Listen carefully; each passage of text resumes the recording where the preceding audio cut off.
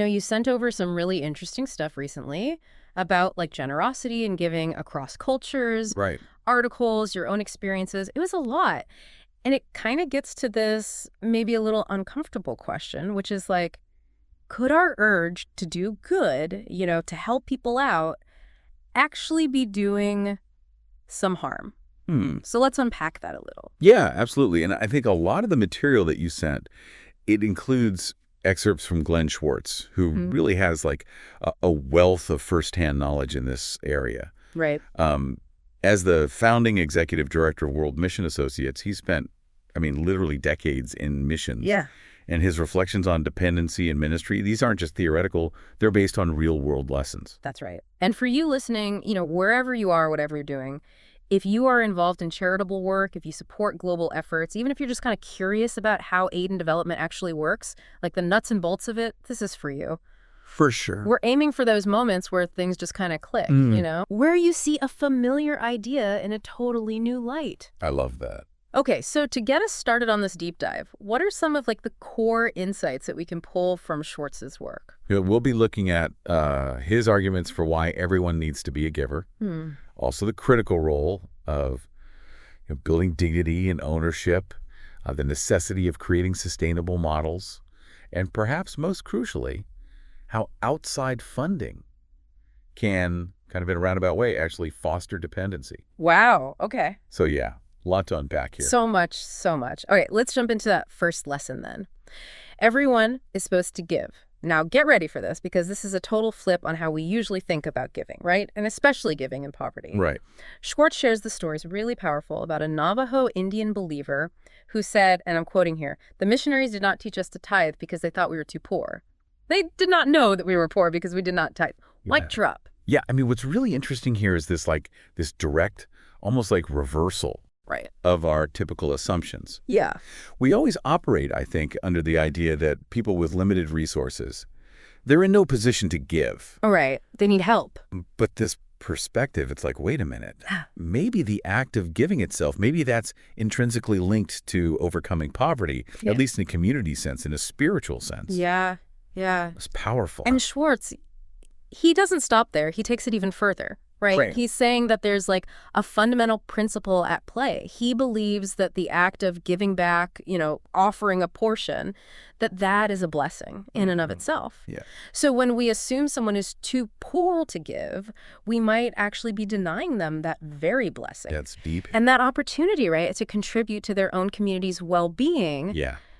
It really challenges your perspective, doesn't it? For sure. And I think it raises a crucial point for all of us listening,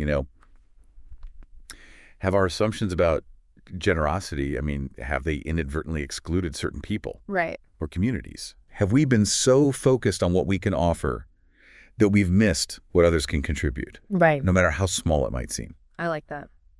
Okay, well, let's move on then to the second key lesson, which is build dignity and ownership. This one really resonated with me. I'm thinking about that specific example Schwartz shares. Yeah. Where he talks about how when outsiders come in with funding, with good intentions, and they build churches or schools or clinics for local communities, right, they can become, and this is his word, thieves of self-respect. It's kind of a jarring phrase. It is, yeah.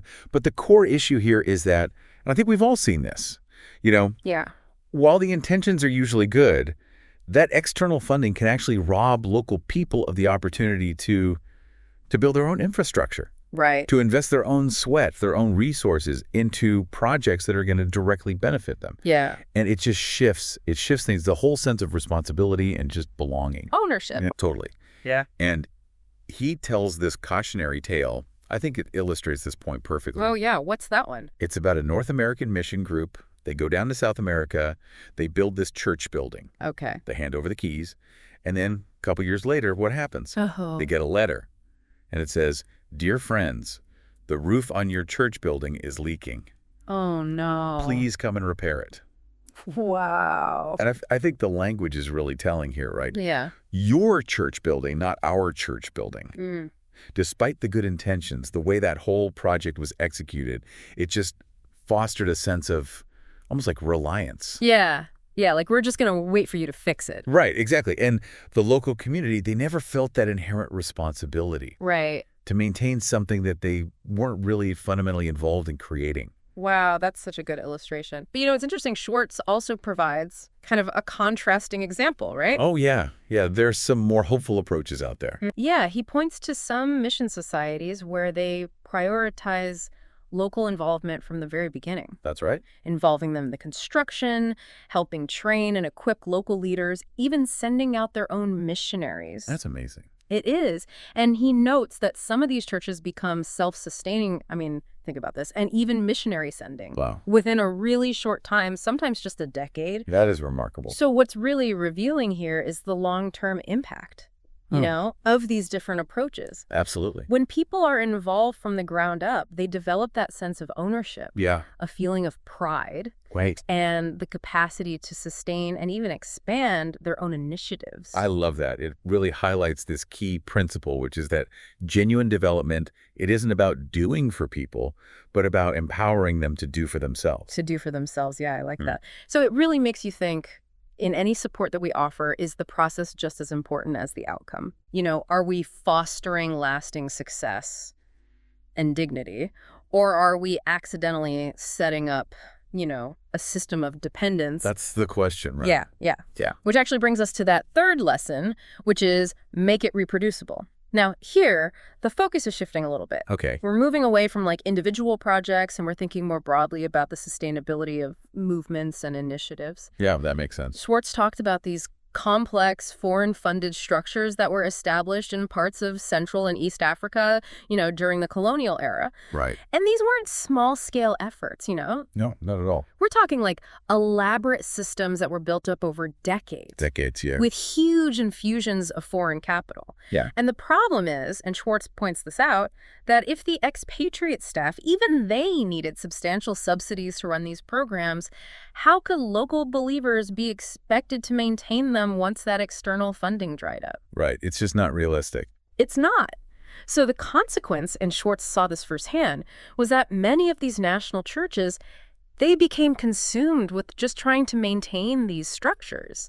They inherited this legacy, and it wasn't really theirs in a sustainable way. Right. It's kind of sad. Yeah, and it's interesting because he talks about how the local leaders in this situation, they were often perceived as poor managers. Oh, really? Or even failures. Yeah. For not being able to keep these unsustainable programs afloat. Wow. But the reality is they inherited a system that was never designed to be self-supporting. Right, from the ground up. And that's the crucial insight for reproducibility, right? Exactly. If that initial model, if it can't be sustained locally, it can't be replicated anywhere else. Right. And that limits the impact of any movement. Yeah, it makes it top-heavy instead of from the grassroots. Exactly. Okay, so when we think about these initiatives, these movements that are intended for widespread impact, simplicity, and adaptability, those are key, right? Can the model be easily understood, funded, and implemented by local people in all sorts of different contexts? Those are the important questions. And that leads us kind of naturally to what I think Schwartz considers maybe one of the most regrettable aspects of this whole thing, which is avoid dependency on outside funding. Yeah, and this is where things get really uncomfortable, because he's basically arguing that our well-meaning aid can actually be the biggest obstacle. So Schwartz, he contends that this continuous flow of money from outside, it can keep churches and organizations in a state of perpetual poverty. Wow. He explains how over time, believers learn that they don't actually need to contribute locally. Right. Because that money's always going to come from somewhere else. Far away, yeah. Yeah, far away. And what I found really insightful is this observation he makes about compassion. Oh, tell me about that. He suggests that the people who started these externally funded programs, they felt like they couldn't let them fail. Yeah, I can see that. Even if it meant perpetuating this cycle of dependency. Right. There was this pressure to find the money, to bridge those gaps, to avoid looking like they failed. Yeah. And it's not just new or developing churches that face this, right? Oh, yeah. Schwartz points out that even, well-established independent churches, they can be tempted by external funding. Right. Sometimes at the cost of their own financial freedom. Yeah. And the engagement of their own members. That's right. He calls it a sad story about this major Christian organization in East Africa. Oh, right, yeah. And it really makes this point. They were actually making great progress. Wow, Arts being fully locally funded. that's awesome. They had these culturally appropriate structures, local fundraising was working, it was all coming together. So what happened? And then, boom, Oh, no. they got a huge grant from Europe. Oh, They felt obligated to accept it, but it was really damaging. how so? Well, Schwartz says that board members started to question, you know, why are we working so hard to raise money locally if we can just get it from overseas? Right. So they abandoned their local fundraising plans. And he says this, and it's a powerful line. The soul of the institution was sold in favor of easy money. Wow. Hmm. That really hits hard. It does, but you know what? He also shares some more encouraging stories. Okay. He calls them happy and hard work stories. I like that. And they offer a different perspective, a more hopeful perspective. I'd love to hear them. So one is about this pastor in South Africa. He had this vision for ministry. Okay.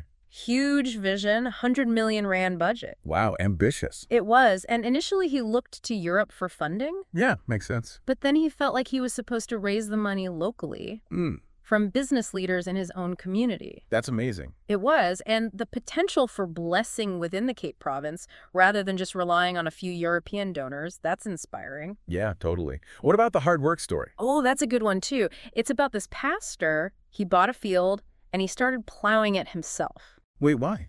Because the offerings at his church had gone down. Oh, wow. And he had to provide for his family. Right. So his neighbor sees him plowing and he's like, hey, can I help you with that? And the pastor explains the situation. Wow. And the neighbor says, well, I'll help you plow, but... And this is where it gets really powerful. Okay. The pastor observes that when our people see that we as church leaders are willing to work for our own living, then our people will show that they too are willing to help. Wow. And it changed the whole congregation's attitude towards giving and supporting their church.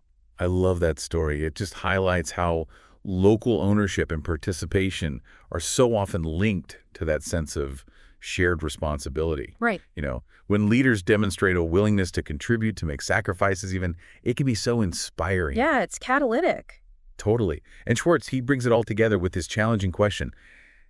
Does anyone have the courage to let the system collapse so that what rises up truly belongs to the people? Wow, it really makes you think about the long-term viability of these initiatives, For sure.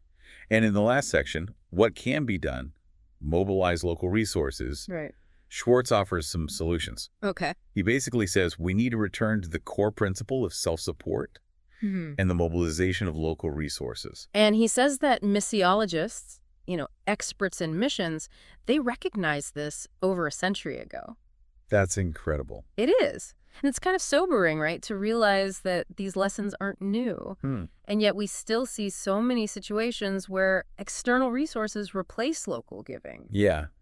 And as Schwartz points out, this doesn't just deprive people of the joy of contributing, but it also might divert resources from places where the message hasn't even been heard yet. Yeah, that's a good point. And he talks about this East African leader who faces this double challenge, right? Right. He has to raise funds locally, but he also has to navigate and challenge those ingrained Western structures. Yeah, the ones that keep funneling money in from outside. Exactly. And often undermining his own efforts. It's complex. It is. And Schwartz concludes with this powerful statement. He says, now is the time to staunch the flow of misguided funding to emerging churches so that we can see churches move in the blessing of God. Yeah. Powerful stuff.